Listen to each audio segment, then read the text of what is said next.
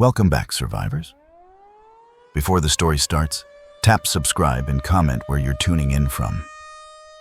I'm dropping another story tomorrow, and you'll want to catch it first. There's a specific sound a zombie makes when it recognizes someone it used to know. Not a moan, not a growl. Something worse, almost like it's trying to remember your name. I heard that sound at 11:47 p.m. on a Tuesday, and it was coming from the guard who'd beaten me unconscious 2 weeks earlier. He was standing outside my locked cell, infected, dying, and still holding the only key that could save my life. I'm Marcus Brennan. I was serving 15 years for killing 3 people. I thought that was my sentence. I was wrong. Let me back up. Just 2 hours, because 2 hours ago, Redwood Correctional was just another night of counting ceiling stains and trying not to think about the Hendersons burning alive in their kitchen. Then the screaming started. Not prison screaming. I'd heard plenty of that. This was different. Wet.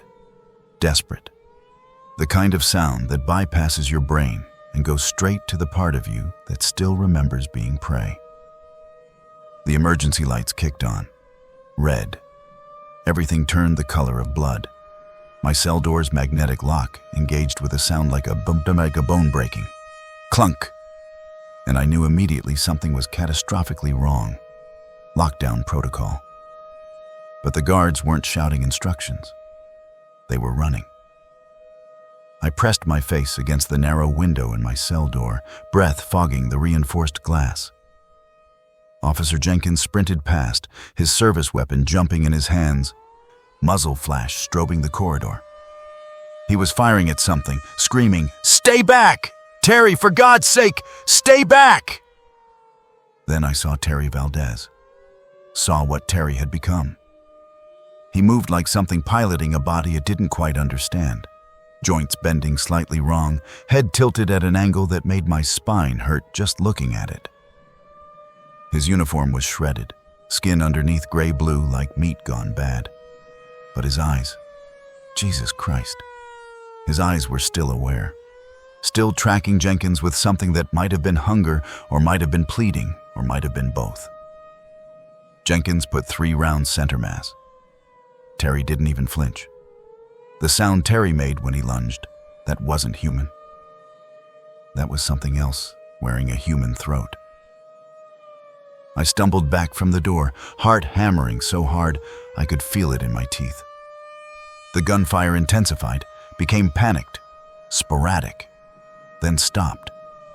The silence that followed was worse than the screaming.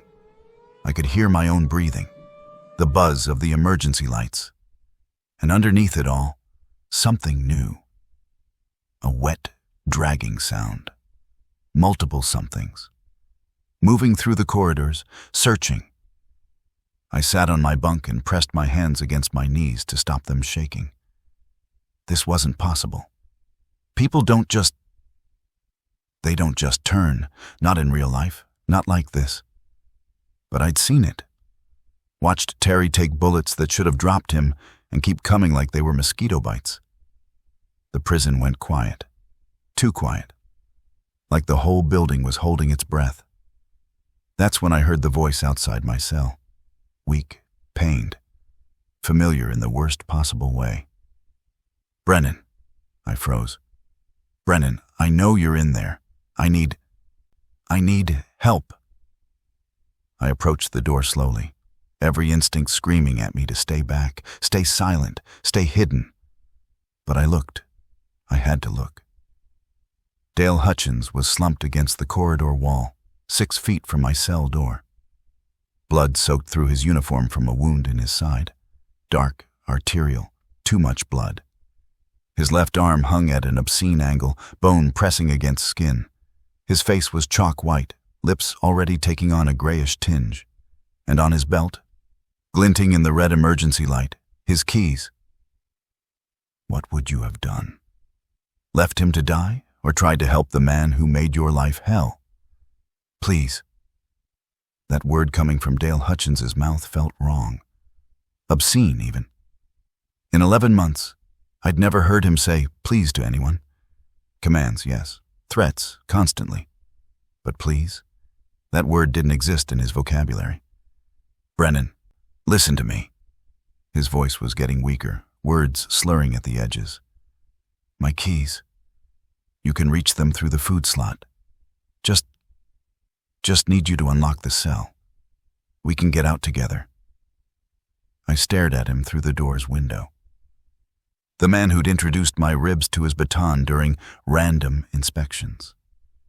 Who'd whispered that I deserved worse than prison. That baby killers like me should be bleeding out in a ditch somewhere. Who'd made sure I understood, every single day, that I was less than human. Now he was the one bleeding out. Why should I? The words came out colder than I intended. You've spent almost a year making sure I knew I was garbage. Now you want mercy? Something flickered in his eyes. Pain, maybe. Or recognition of the irony. Because, he coughed, and blood flecked his lips. Because you're not like me. You made a mistake. I chose to be what I am. That stopped me. Dale Hutchins having a moment of clarity was somehow more terrifying than the infected tearing through the prison. A sound echoed from somewhere down the corridor. That wet dragging noise, closer now. And underneath it, a low moaning that raised every hair on my body. Hutchins heard it too. His eyes went wide, head snapping toward the darkness beyond the emergency light's reach. They're coming back through, he whispered. They're checking cells. Looking for... He trailed off, listening. Looking for anyone still alive. What the hell happened out there? Prisoner transport. Bus came in from Mercer County 2 hours ago. One of the transfers was sick, real sick. Thought it was flu. By the time medical realized, he coughed again, harder, more blood. It spreads through bites. Blood contact. Took maybe 10 minutes to lose the entire west wing, 15 minutes before containment failed. We tried to hold the main corridor, but his words dissolved into a wet, rattling cough. The dragging sound was getting louder. Closer. I could hear multiple sources now, converging from different directions. And that moaning. Christ. That sound burrowed into your skull and made your hindbrain scream, "Run!" even though there was nowhere to go. The keys, Hutchins gasped. Please, we don't have much time. I looked at the food slot. Standard design, 6 inches tall, 12 inches wide, just big enough to slide a tray through, maybe big enough to reach through if I stretched. The keys were maybe 4 feet from my cell door, still clipped to Hutchins's belt. If I opened that slot, I'd be exposing myself. If something came around that corner while my arm was reaching through. But if I didn't, I'd be locked in this cell until I starved or those things figured out how to open doors. How do I know you won't just take off once you're mobile? I asked. Leave me here? Hutchins met my eyes. For the first time since I'd met him, I saw something other than cruelty there. You don't. You'll have to trust me. Trust. From a man who'd made distrust his art form. The moaning grew louder. I could hear footsteps now, uneven, shuffling, but definitely approaching. Multiple sets. The emergency lights flickered, and in that strobe flash of darkness, I saw shapes moving at the far end of the corridor. 3 of them, maybe 4, shambling closer with that horrible jerking gait. Now, Brennan. Hutchins's voice cracked with panic. Right now! My hand moved to the food slot release. The metal was cold under my fingers. I had maybe 20 seconds before those things reached us. 15 seconds to decide if mercy was worth dying for. 10 seconds to remember that I'd killed 3 people through negligence. And maybe this was the universe giving me a chance at something different. 5 seconds. I opened the slot. The smell hit me first. Blood and something else, something sweet and rotting that made my stomach heave. I shoved my arm through, stretching, fingers grasping for the keys, just inches beyond reach. Closer, I grunted. You need to move closer. Hutchins tried. God, he tried. But his leg wouldn't cooperate, dragging uselessly as he pushed himself along the floor with his one good arm. Blood smeared the concrete. So much blood. The shapes at the end of the corridor were 15 feet away now, close enough to see details. Close enough to see that one of them used to be Officer Chen. Another was an inmate I recognized from the chow line. The third was something so mangled I couldn't tell what it used to be. My fingers brushed the keys. Almost. I stretched further, shoulder screaming, arm feeling like it would dislocate. The infected broke into a run. I grabbed the keys. I yanked my arm back through the food slot so hard I scraped skin off my forearm against the metal edge. Didn't matter. Didn't feel it. The infected were 10 feet away and closing fast, and my hands were shaking so badly I dropped the keys. They hit the concrete floor with a sound like a gunshot. "No!" Hutchins screamed. I snatched them up, fingers fumbling through the ring. 7 keys, Evan.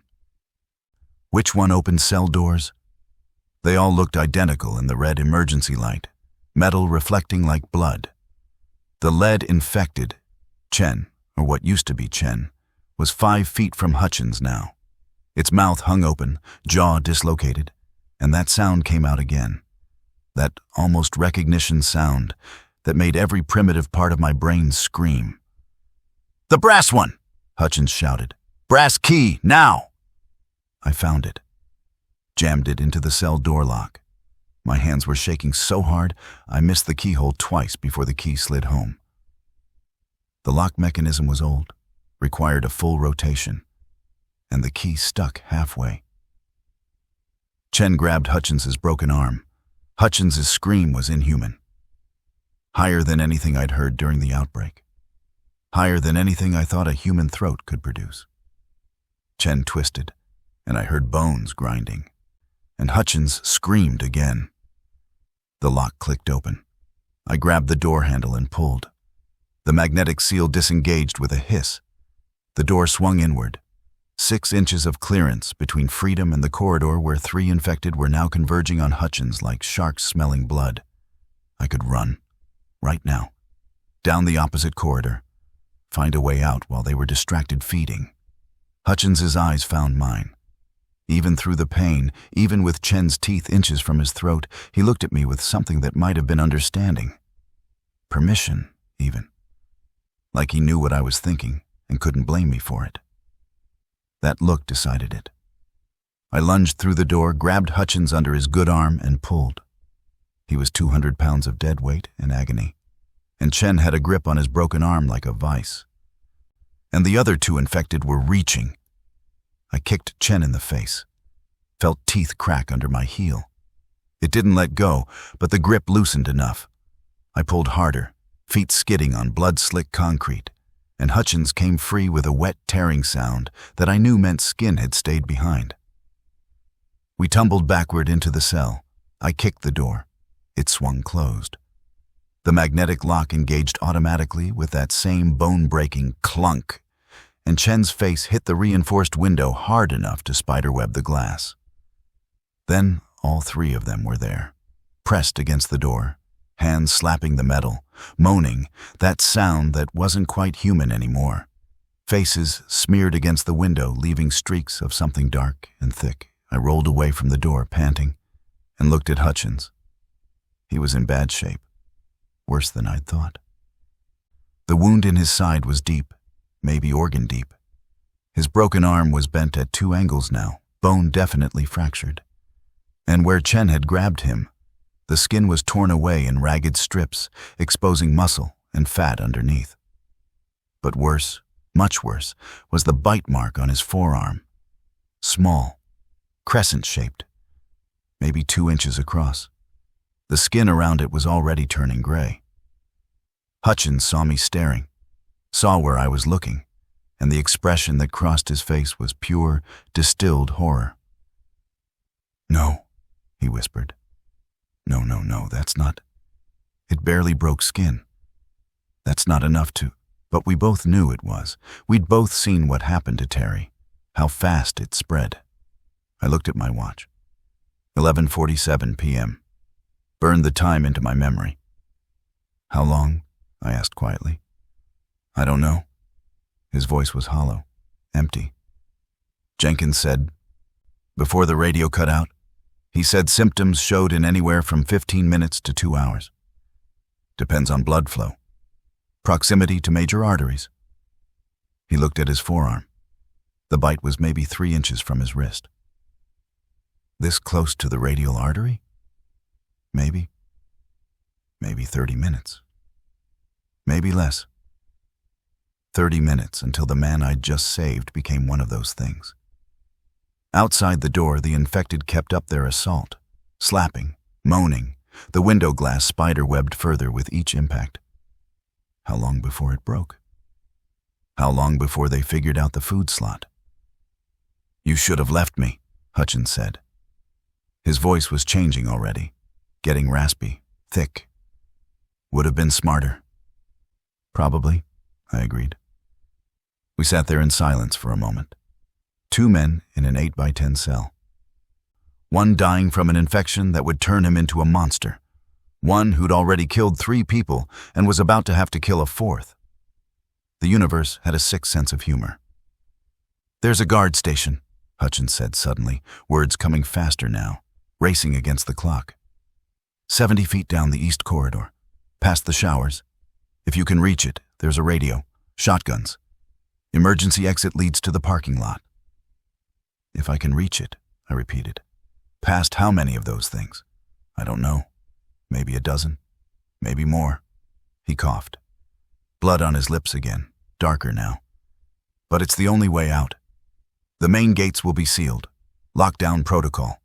The emergency exit is your only shot. I looked at my watch again. 11:49 p.m. 2 minutes since the bite. 28 minutes left. What do I do? I asked. When you turn? Hutchins reached for his belt with his good hand. Pulled something free, his baton. The same one he'd used on me a dozen times. He held it out. You do what needs doing, he said. And Brennan, when it happens, make it quick. Hutchins's breathing changed at the 15-minute mark. Shallow, rapid, like his lungs were forgetting how to work.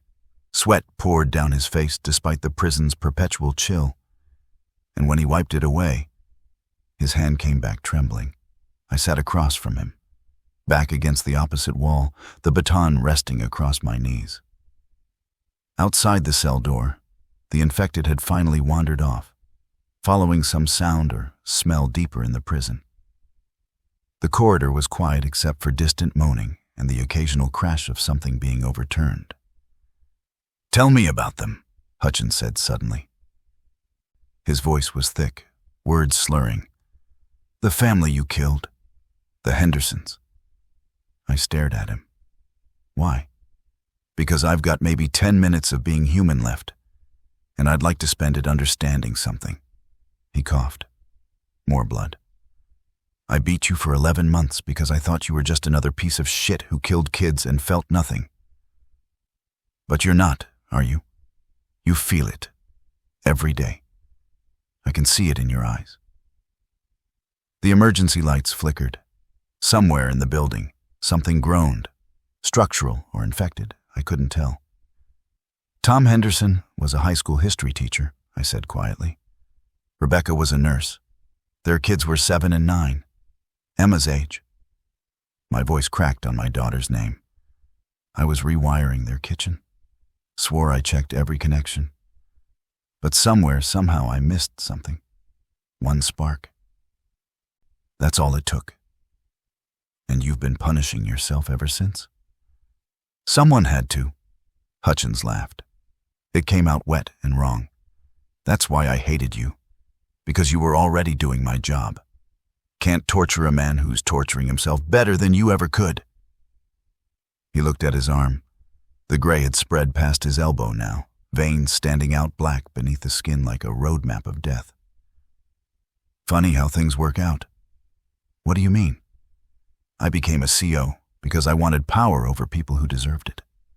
Spent 20 years convincing myself that cruelty was justice. That punishment was the same thing as righteousness. His eyes met mine. They were changing color. The whites were yellowing, the irises fading to something milky. Turns out I was just a bully with a badge, and now I'm getting exactly what I deserve. You're not... Don't. He cut me off. Don't give me absolution I haven't earned. You saved my life back there. Pulled me in when you should have run. That's worth something. But it doesn't erase 20 years of being a bastard. The gray reached his shoulder. I could see it creeping up his neck now, visible veins pulsing black beneath his jaw. His breathing was changing again, slower, deeper, like something else was learning to use his lungs. How much time? He asked. I checked my watch. 18 minutes since the bite. Feels longer? He tried to smile. It didn't quite work. Listen, about the guard station. There's something I didn't tell you. Of course there was. My hands tightened on the baton. The emergency exit is keyed, needs a supervisor code. But the system went down when the outbreak started. Now it needs a manual override. He paused, swallowed hard. Requires 2 keys turned simultaneously. Safety protocol. Prevents escapes. My stomach dropped. 2 keys. Mine's on the ring you're holding. The other one... He gestured weakly toward the corridor. Captain Reeves had it. Last I saw him, he was in the guard station. Either he's still alive, or he was one of those things. Either option meant I'd need to get to the guard station, find Reeves or his keys, and somehow operate a 2-key system by myself while infected swarmed the building. You could have mentioned this earlier, I said. Would you have saved me if you knew? I didn't answer. We both knew the truth. Hutchins's head lolled back against the wall. The gray had reached his face now, spreading across his cheek like frost on glass. His eyes were almost completely white, pupils fading to pinpricks. When he spoke again, his voice sounded like gravel scraping metal. There's one more thing. About the outbreak, about how it started. He was struggling now, words fighting against a tongue that didn't want to cooperate. The prisoner, the one from Mercer County, he wasn't sick. He was already dead. What? Dead. For 3 days. Medical examiner's report came in with the transport. But he was walking, talking, acting normal. Then when he got here, Hutchins's breath hitched. He just activated, like something woke him up. And everyone he bit, they woke up too. Ice flooded my veins. You're saying this isn't a disease. I'm saying I don't know what this is. But diseases don't reanimate corpses. His hand shot out and grabbed my wrist with terrifying strength. His eyes locked on mine, and for just a second they were clear, lucid, desperate. The prison chaplain, Father Milhouse. Before the outbreak, he was researching something. Old texts, apocalypse prophecies. He kept saying we were in the end times, that something was coming, that death wouldn't hold. That's insane. Is it? Hutchins's grip tightened, bruising. Look around, Brennan. Look at what's happening. The dead are walking. Is that any less insane? A sound from the corridor. Close. That wet dragging noise. Hutchins heard it too. His expression changed. The lucidity drained away like water through a sieve, replaced by something else. Something hungry.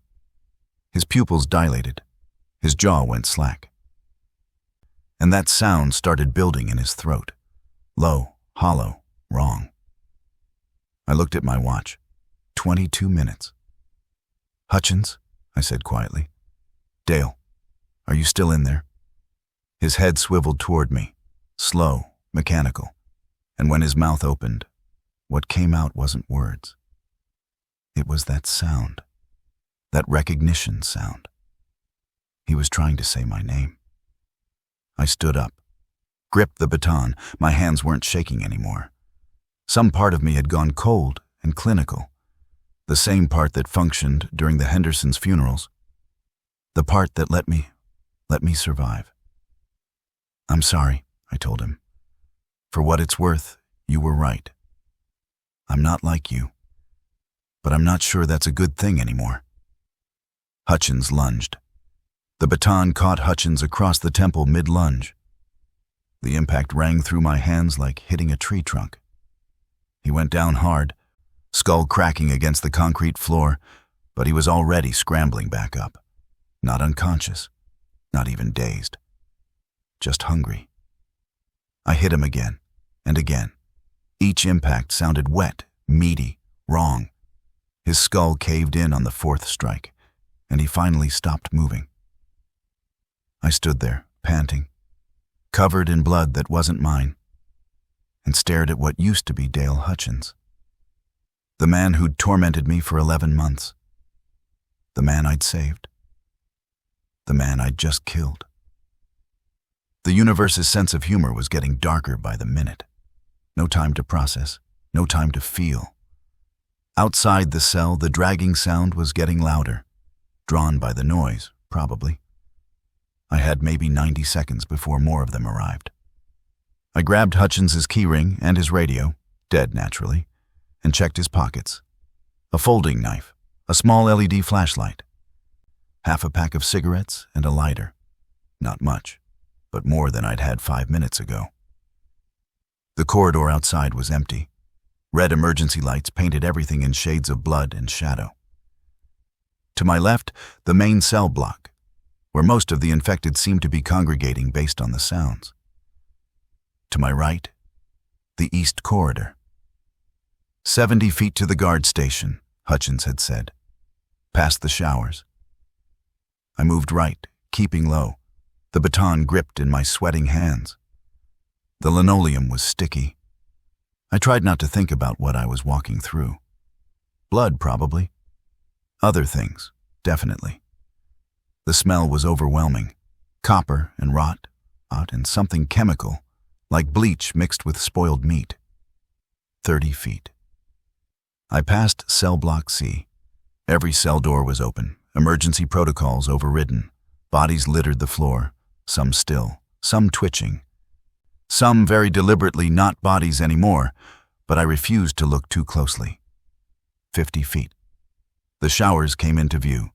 Institutional white tile, now painted in arterial spray. And standing in the entrance, swaying slightly, was an infected I recognized. Father Milhouse. The prison chaplain looked wrong in ways that went beyond the obvious gray skin and milky eyes. His priest's collar was gone, his shirt torn open, revealing a chest cavity that wasn't quite empty, but wasn't quite full either. Things moved inside him, shifted, like his insides were rearranging themselves into something new. But worse than any of that was the expression on his face.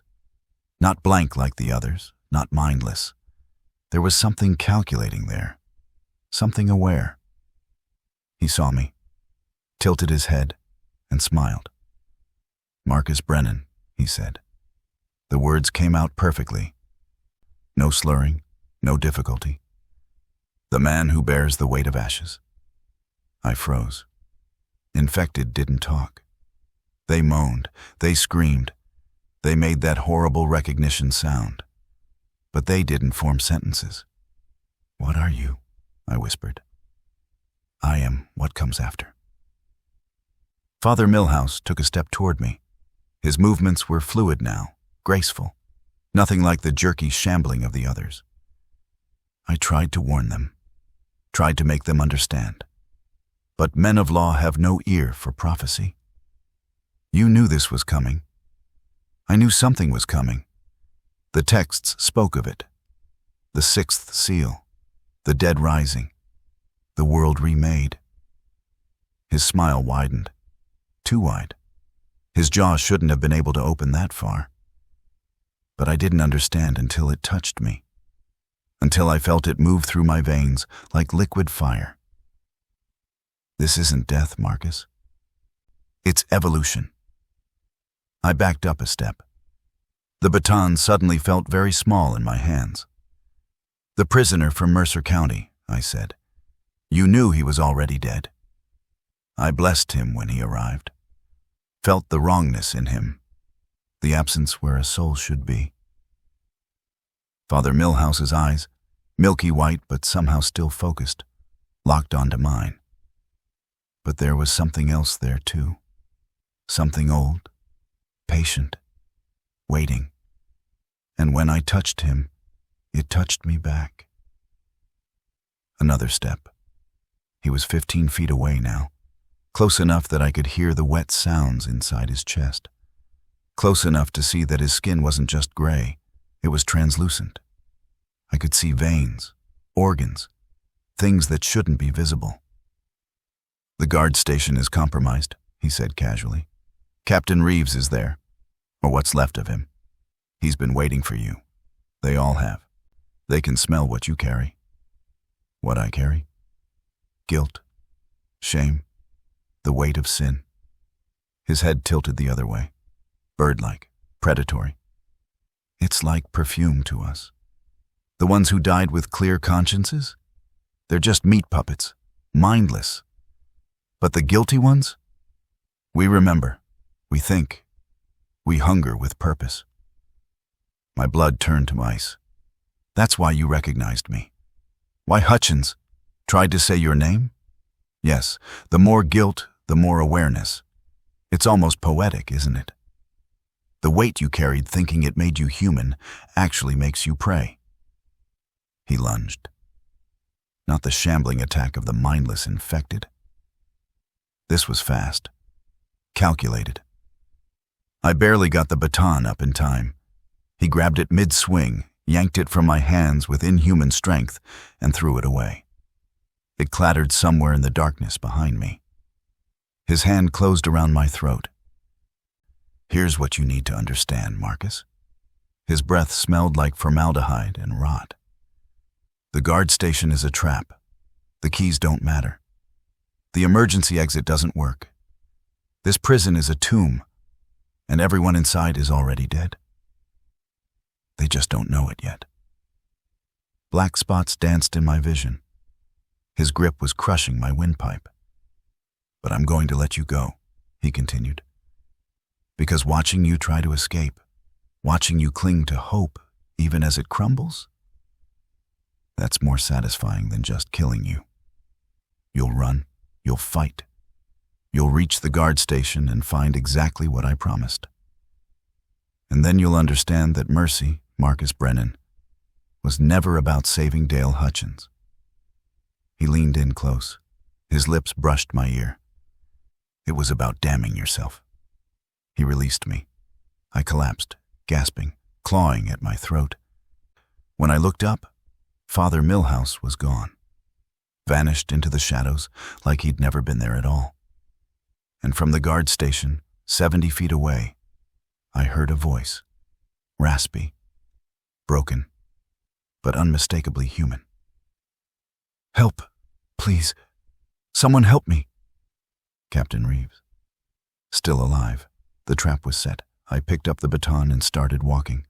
The voice called out again, weaker this time. "Please, I'm losing blood. Can't hold them off much longer." Every instinct I had screamed trap. Father Milhouse's words echoed in my skull. "The guard station is a trap. Everyone inside is already dead." But what choice did I have? Go back to my cell and wait to starve? Wander the prison until something found me? The emergency exit was my only shot, and that required 2 keys. Reeves had one. I crept forward, hugging the wall, the baton slick with blood and sweat in my grip. The showers were directly ahead, and beyond them, the corridor opened into a wider space. The guard station hub. I could see fluorescent lights spilling out, brighter than the emergency reds. Generator power, maybe, which meant someone had gotten the backup systems running. 15 feet from the entrance, I heard it. Breathing. Multiple sources. Not the ragged death rattle of the infected, but something else. Controlled. Waiting. I pressed myself against the wall and risked a glance around the corner. The guard station was a circular room, maybe 30 feet across. Bulletproof glass surrounded the central desk where guards normally monitored camera feeds. The glass was spider-webbed with cracks, but still intact. And behind it, slumped against the desk, was Captain Reeves. He looked bad. Worse than Hutchins had been. His left leg was gone below the knee, not bitten off, but severed cleanly, probably by one of the security doors during lockdown. He'd made a tourniquet from his belt, but blood still pooled beneath him, dark and thick. His face was gray from blood loss, lips blue, but his eyes were open and tracking. "Brennan?" His voice was barely a whisper. "That you?" "Yeah." I scanned the room. No infected visible, no movement. Just Reeves bleeding out behind bulletproof glass. "Are you bit?" "No, just the leg. Crushed when the door came down." He coughed. Blood on his teeth. Internal bleeding, probably. "I've got maybe an hour, maybe less. But I can still help you get out. Hutchins told me about the emergency exit. Said it needs 2 keys. Reeves nodded weakly and pulled a key from around his neck, copper, different from the brass ones on Hutchins's ring. "This and yours. Simultaneous turn. There's a control panel by the exit. West corridor, past the cafeteria." "How do I get past the cafeteria? Last I checked, that's where half the prison was eating dinner when this started." Most of them migrated to the cell blocks. Following sounds, screams. His eyes drifted closed, then snapped open again, fighting to stay conscious. "But there's maybe 6, 7 of them still in the kitchen area. You'll need a distraction." A sound behind me. Soft, deliberate, like something testing the air. I spun, baton raised, but saw nothing. Just shadows and emergency lights and the terrible stillness of a building full of predators.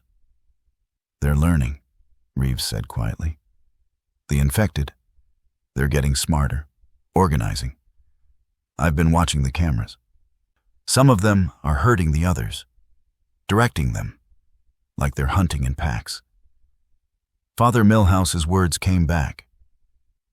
"The guilty ones remember. We think. We hunger with purpose." "I met one," I told him. "Father Milhouse. He talked to me.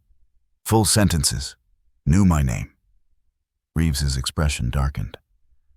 "I saw him on the feeds. He's been converting others, bringing them to the chapel. I don't know what he's doing in there, but whatever comes out isn't like the others. They're faster, coordinated." He paused. "Smart. How many?" "At least a dozen. Maybe more. Hard to tell on the cameras." The math was simple and horrifying. A dozen intelligent infected in a prison with maybe 200 total inmates and 50 staff. How many had been converted? How many were just mindless? And how long before the intelligent ones turned everyone else into weapons? "The key," I said. "How do I get it?" Reeves gestured weakly toward the station door. "Hydraulic release. Red button under the desk." "But," he trailed off. "But what?" "The door opens both ways. Anything outside can get in. And I can't move, can't defend myself. If you open that door and something's waiting..." He didn't finish the sentence. Didn't need to. I looked at the glass. 7 bullet holes punched through it, concentrated in one spot. Someone had tried to shoot their way in, failed. The glass was rated for rifle rounds, but the door was just steel and hydraulics. I moved to the entrance, every nerve screaming. The button was right there, red, recessed into the concrete. One press and the door would slide open, and I'd be exposed. Trapped between the corridor and the guard station, with no cover and no way to close the door if something came through. "Do it," Reeves said. His voice was fading. "Just make it quick if I turn. Don't let me become one of those things." I pressed the button. The hydraulics hissed. The door began to slide open. 6 inches, 12, 18. Something moved in the shadows to my right. I saw it for just a flash. Gray skin, milky eyes, mouth opening too wide. An infected, crouched in the blind spot where the corridor bent. It had been waiting, patient, silent. It lunged as the door reached 2 feet. I swung the baton, connected with something soft. The infected stumbled but didn't go down. Its hand caught my shirt, yanked me off balance. I fell backward through the doorway into the guard station, and the infected came with me, clawing, biting at air. That recognition sound building in its throat. Behind the desk, Reeves screamed. The door was still opening, 30 inches now, wide enough for more to come through. I drove my knee into the infected's stomach. No effect. Drove the baton into its temple. It loosened its grip just enough. I rolled, came up near the desk, saw Reeves fumbling with something. A shotgun. Old, pump action. He could barely lift it with his remaining strength, but he got the barrel pointed toward the doorway. "Down!" he screamed. I dropped. The shotgun roared. The sound in the enclosed space was like a bomb going off. My ears rang. The infected that had grabbed me exploded backward through the doorway, torso reduced to meat. But there were more behind it. 3 of them, shambling through the widening door. And behind them, in the corridor, I saw Father Milhouse standing perfectly still, watching, smiling. "Close the door," I shouted. Reeves tried to reach the button, fell. The shotgun clattered from his grip, 40 inches. The door was almost fully open now. I grabbed the shotgun. 2 shells left, 3 infected, and Father Milhouse waiting to see what I'd do. The math wasn't in my favor. "I'm sorry," Reeves whispered. His hand closed around something on his belt. A grenade, flash bang, probably. Standard riot gear. "Tell my wife. Tell her I tried to—" "No!" I lunged for him. Too late. Reeves pulled the pin. 4 seconds. That's how long I had between Reeves pulling the pin and the flashbang detonating. 4 seconds to make a choice that would define whether I lived or died. I didn't think. Couldn't afford to. I grabbed the grenade from Reeves's weakening grip, his fingers barely offering resistance, and hurled it through the open doorway into the cluster of infected, stumbling through. 2 seconds.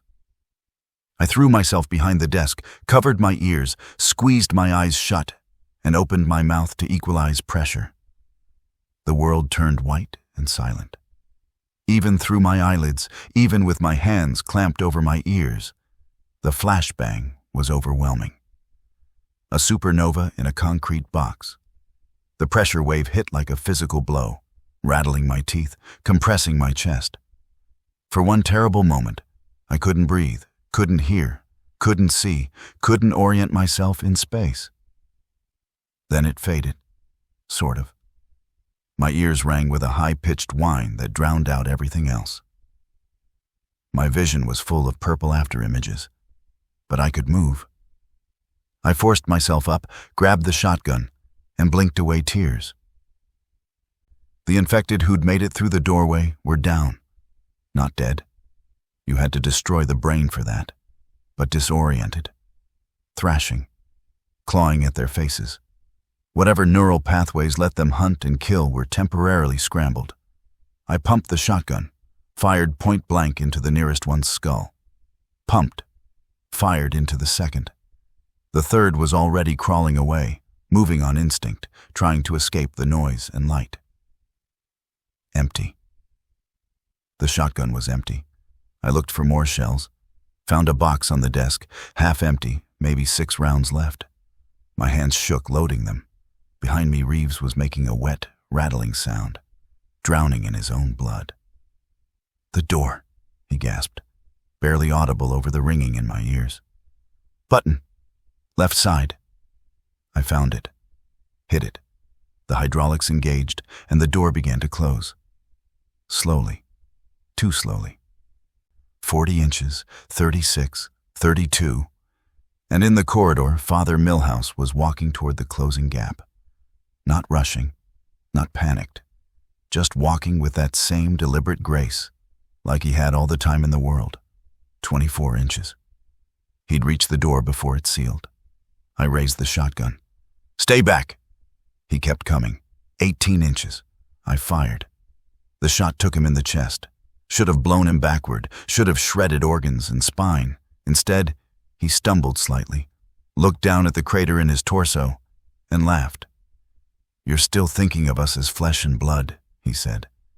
His voice was clear despite the damage, despite my ringing ears. "We're past that now, Marcus. Past pain, past death, past mercy." 12 inches. He was at the doorway. I fired again. Headshot. His skull cracked open like an egg, gray matter spattering the corridor wall. He kept walking. 6 inches. His hand shot through the gap, impossibly fast, fingers closing around the edge of the closing door. The hydraulics strained, groaned. The door stopped moving. "Here's your lesson," Father Milhouse said. Half his face was gone, but he kept talking, words formed by a throat that shouldn't work anymore. "You can't kill what's already dead. You can't stop what's already begun. And you can't escape what you've already become." His fingers tightened. The metal door began to bend. Behind me, Reeves made a sound. Not a death rattle. Something else. Something wet and purposeful. I turned. Reeves's eyes had gone milky white.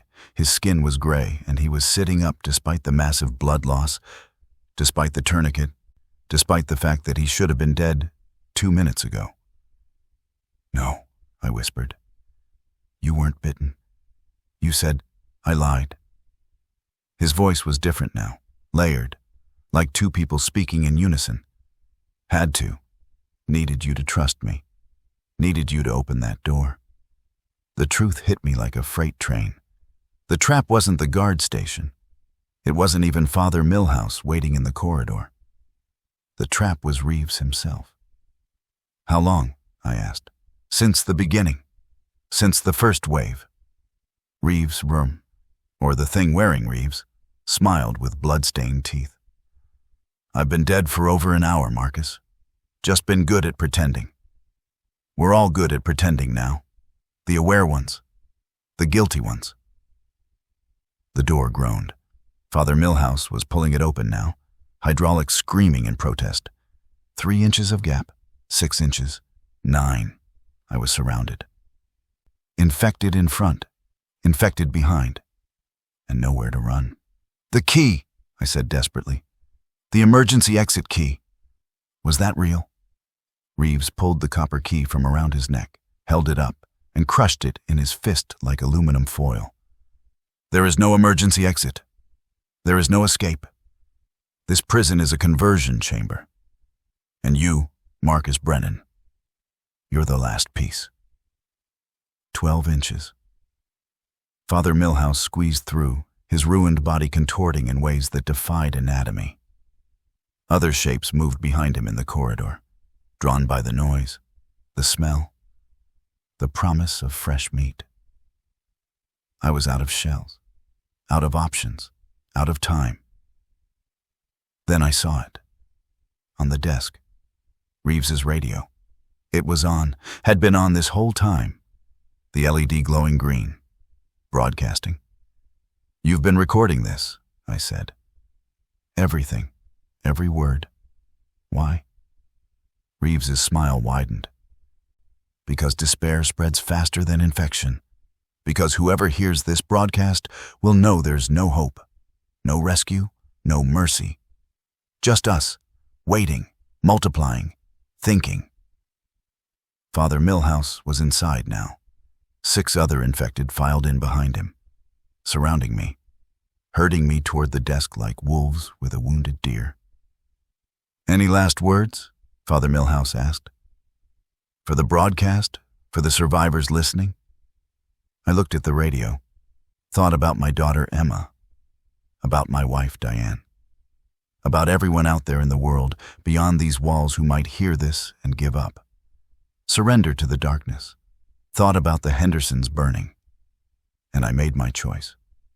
I grabbed the radio, switched it to two-way transmission, and spoke directly into it. "My name is Marcus Brennan. I'm trapped in Redwood Correctional. The infected are intelligent. They're organized. They're in here with me right now." I paused, met Father Milhouse's empty eyes. But they made one mistake. They think guilt makes us weak. They think shame makes us prey. I reached into my pocket, found Hutchins's lighter, the cigarettes. "They're wrong." The infected lunged. I lit the cigarette, took one drag, and threw the lighter into the pool of hydraulic fluid leaking from the broken door mechanism. The hydraulic fluid ignited like the wrath of God.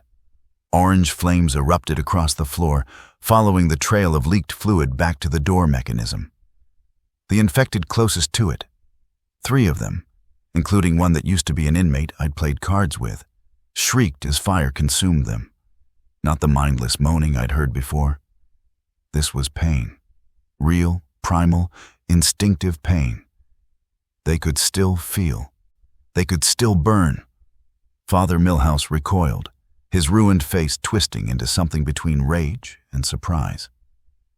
"Clever," he hissed. "But fire won't." I didn't wait to hear what fire wouldn't do. I vaulted over the desk, using Reeves's corpse as a springboard, and dove through the wall of flames before they spread wider. The heat seared my arm, singed my hair, but I was through. Behind me, the guard station was becoming an inferno. The furniture caught, the old wooden desk, the papers and files stacked everywhere, and the infected, the intelligent ones, were trapped inside, unable to push through flames that awakened something in their rewired brains that still remembered mortality. I ran, east corridor, past the showers where Father Milhouse had first cornered me. The smoke was already spreading, thick and black, triggering what was left of the fire suppression system. Sprinklers kicked on with a hiss, turning the corridor into a gauntlet of smoke and steam and poor visibility. Something grabbed my ankle. I went down hard, chin cracking against linoleum, looked back. An infected, mindless, judging by the vacant eyes, had crawled out from one of the shower stalls. Its legs were shattered, dragging uselessly, but its arms worked fine. It pulled me closer, jaw unhinging, that recognition sound building.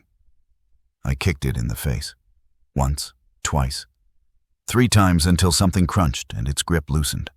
Scrambled to my feet and kept running. The sprinklers were helping and hurting in equal measure. Helping because they were dampening the fire's spread, limiting the smoke. Hurting because they made everything slippery, made every surface treacherous, made it impossible to hear approaching threats over the sound of cascading water. I reached the cafeteria entrance and stopped, chest heaving, and tried to get my bearings. The cafeteria was a disaster. Tables overturned. Bodies everywhere. Some still, some definitely not. The kitchen beyond was dark except for emergency lighting, and through the industrial doors I could see movement. Shadows. Multiple shapes. Reeves had said 6 or 7 infected. I counted at least 10. And these were the mindless kind. The dangerous kind in a different way.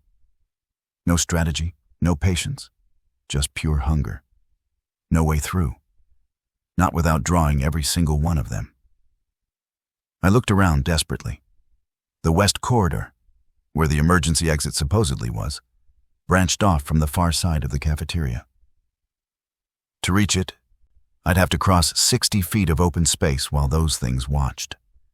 Unless the kitchen had gas lines, industrial stoves. If I could create another distraction, draw them away from the exit. But that would mean going into the kitchen, among them. A hand fell on my shoulder. I spun, baton raised, but froze. It wasn't an infected. It was a woman. Mid-30s, wearing a blood-soaked medical uniform with a name tag that read, Dr. Sarah Chen, prison physician. Her eyes were clear, human, terrified. "Please don't," she whispered. "Please, I'm alive. I'm not one of them." I lowered the baton slightly, but kept it ready. How did you survive? Medical wing. Sealed myself in the pharmaceutical storage. I've been hiding for... She checked her watch with a shaking hand. 3 hours? 4? I lost track. I heard the gunshots. Thought maybe rescue. Maybe anyone else alive. Her eyes were red from crying. I'm a doctor. I tried to help when it started. Tried to treat the first ones who got bit. But they turned so fast. Minutes, seconds sometimes. And then they... She couldn't finish. How many did you see turn? Dozens, maybe 50. But some of them were different. They didn't just attack. They spoke, gave orders, organized the others like soldiers. She grabbed my arm.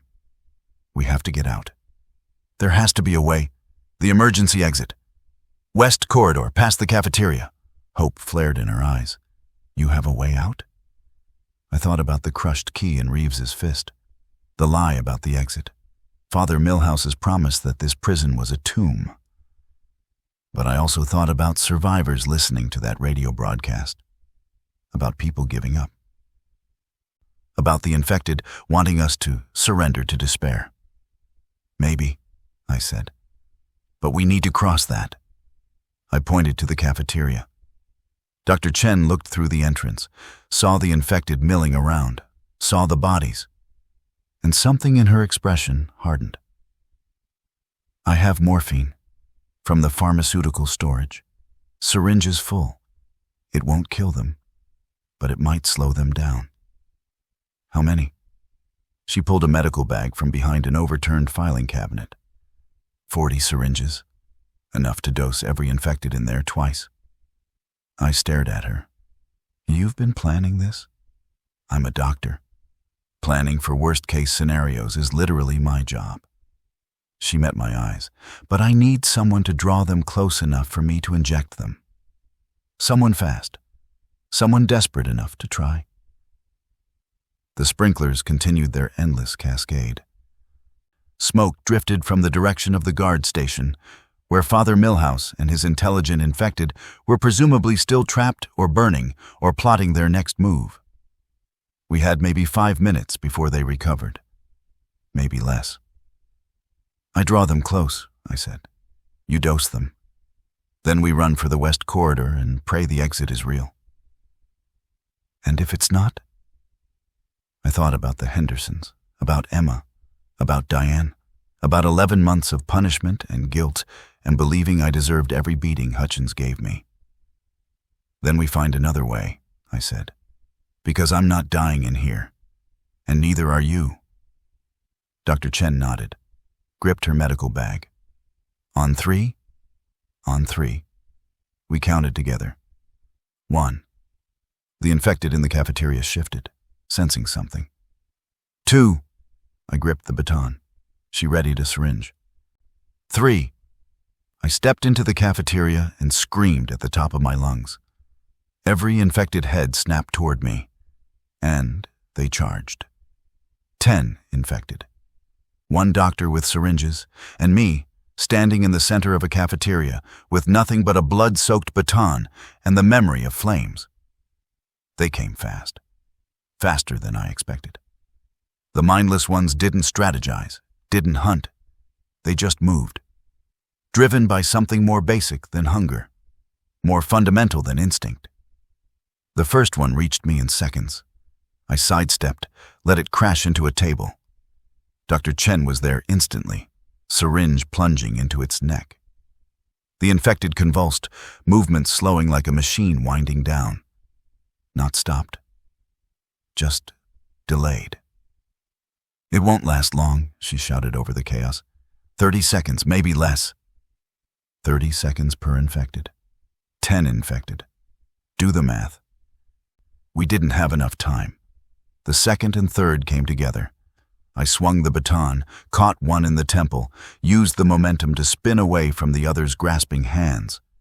Dr. Chen moved like a dancer, precise and efficient, jamming syringes into exposed flesh with the clinical detachment of someone who'd stopped seeing them as human. 4 down, 6 to go. My arms burned, my lungs screamed, The wet floor made every movement treacherous. I slipped, went down on one knee, and an infected landed on my back. Its teeth snapped inches from my neck. I could smell rot and something chemical, like formaldehyde. Dr. Chen's syringe appeared over my shoulder, into the infected's eye socket. It went rigid, toppled backward, 5 down. But the first one was already recovering, shaking off the morphine, standing, and behind it, through the kitchen doors, more shapes were emerging, drawn by the noise, the movement, the promise of prey. "We need to go now!" I grabbed Dr. Chen's arm and pulled her toward the west corridor entrance. The remaining infected closed in from 3 sides. No time to fight. No time to dose them all. So we ran. The corridor was narrow, dark, emergency lights barely functional. But at the far end, maybe 40 feet away, I saw it. A steel door with yellow hazard stripes. Emergency exit stenciled in red. And below it, a control panel. 2 keyholes, side by side. My heart sank. Reeves had crushed his key. Even if I had both keys, even if this wasn't another trap. "I have it," Dr. Chen gasped. She was fumbling in her medical bag. When I was hiding, I found Captain Reeves's locker. He had a spare. I didn't know what it was for, but I took it just in case. She pulled out a copper key, identical to the one Reeves had destroyed. The infected poured into the corridor behind us. 20 feet away, 15. We reached the door. I jammed Hutchins's key into the left slot. Dr. Chen took the right. The keys slid home with a mechanical click that felt like salvation. "Together," I said. "On 3. 1. Something grabbed my ankle. I looked down. An infected, crawling, missing both legs, but still moving, still fighting. Its fingers dug into my skin with bruising strength. 2. More infected. Closer. 10 feet. Their moaning filled the corridor like a wave. 3! We turned the keys simultaneously. For one terrible moment, nothing happened. The mechanism stayed silent. Dead. And I thought, this is it. This is how it ends. Father Milhouse was right. There is no escape. Then the door's magnetic seals disengaged with a heavy clunk. It swung outward on pneumatic hinges, and cold night air rushed in. Beautiful, shocking, impossible. Beyond the door I saw a parking lot. Trees, stars, the world. The infected were 3 feet away. Dr. Chen kicked the one holding my ankle. Its grip loosened. I yanked free and we tumbled through the doorway together. The door began to close automatically. Safety protocol. I caught a glimpse of the infected slamming against the other side, hands slapping steel. That recognition sound building into a chorus of rage and hunger. Then the door sealed with a final, definitive clunk. Silence. Dr. Chen and I lay on the concrete, gasping, staring up at the sky. Real sky. Black velvet scattered with stars. No red emergency lights. No smoke. No screaming. "We made it," she whispered. "We actually—" An alarm began to wail. Not from the prison, from everywhere. Car alarms in the parking lot, emergency broadcasts from the guard towers, and underneath it all, a sound I'd hoped never to hear again. Moaning. Distant but growing closer. From the woods, from the road, from the town beyond. I struggled to my feet and looked around. The parking lot was full of abandoned vehicles. The guard towers were dark, and in the distance, I could see fires burning in what used to be the town of Millbrook. Dozens of fires. Maybe hundreds.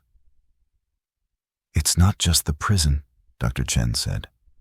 Her voice was hollow, empty. "It's everywhere." She was right. Whatever had started in Redwood Correctional hadn't stayed contained. How could it? Prisoner transfers, staff going home, families visiting. The infection, if that's what it was, had spread like wildfire through a dry forest. The world I'd known was gone. I thought about Father Milhouse's words. This prison is a conversion chamber. But he'd been thinking too small. The whole world was the conversion chamber. The prison was just the beginning. My hand went to my pocket. Found Hutchins's radio, still there, somehow still intact. I turned it on. The LED glowed green. Still broadcasting, still recording. "If anyone's listening," I said into the radio, "this is Marcus Brennan, inmate number 4471. I made it out of Redwood Correctional. But out here..." I looked at the burning town, at the shapes moving between the buildings, at Dr. Sarah Chen, who'd survived by being smart and prepared and willing to take desperate chances. Out here might be worse. Static crackled. Then a voice, human, terrified, distant. "Can anyone hear this? We're trapped in..." More static. Another voice. "They're in the walls. They're in the..." Cut off by screaming. I switched channels. More voices. More desperation. The radio waves were full of them. Survivors. Dying people. Last words. "But we're still alive," I continued. "Dr. Chen and I. We survived because we worked together. Because we didn't give up. Because we remembered that guilt doesn't have to make us weak." I looked at the prison behind us, at the steel door that had saved our lives. The infected want us to think we're already dead. That there's no hope, no escape. They're wrong. Dr. Chen was watching me, listening, and in her eyes I saw something I recognized. The weight of lives lost. Patience she couldn't save. Decisions made in impossible circumstances. We were both carrying ashes now. "If you're hearing this broadcast," I said, "find others. Work together. The smart ones, the infected who can think, who can plan. They want you isolated, desperate, alone. Don't give them that. Don't give up." I paused, chose my next words carefully. "My name is Marcus Brennan. I killed 3 people before the world ended. I thought that made me irredeemable. Thought I deserved every punishment I got. But tonight, I learned something." I looked at Dr. Chen, at the door, at the stars. Mercy isn't about deserving it. It's about choosing it anyway. Even when it's hard. Especially when it's hard. More static. Then a voice, clearer this time. "Marcus Brennan, this is Firebase Delta, Military Emergency Channel. If you can hear this, we're establishing safe zones. Coordinates to follow. Stay alive. Help is coming." Dr. Chen grabbed my arm. "Did you hear that? Help is..." "Maybe." I switched off the radio, saved the battery. Or maybe it's another trap, another Reeves promising rescue while they corner us. So what do we do?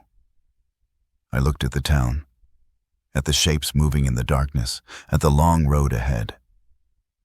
"We survive," I said. "One choice at a time, one act of mercy at a time. And we remember that the weight we carry, the guilt, the shame, the ashes, it doesn't have to destroy us. We can use it. Turn it into something else, something that keeps us human when everything around us says to give up." Dr. Chen nodded slowly. "Where do we go?" "Away from here. Find those safe zones. Find other survivors." I started walking toward the parking lot, testing car doors, looking for keys. And we keep broadcasting, keep telling people what we learned. That intelligence and cruelty aren't the same thing. That the infected might be smart, but we can be smarter. Behind us, something inside the prison roared. Not a moan, not a scream.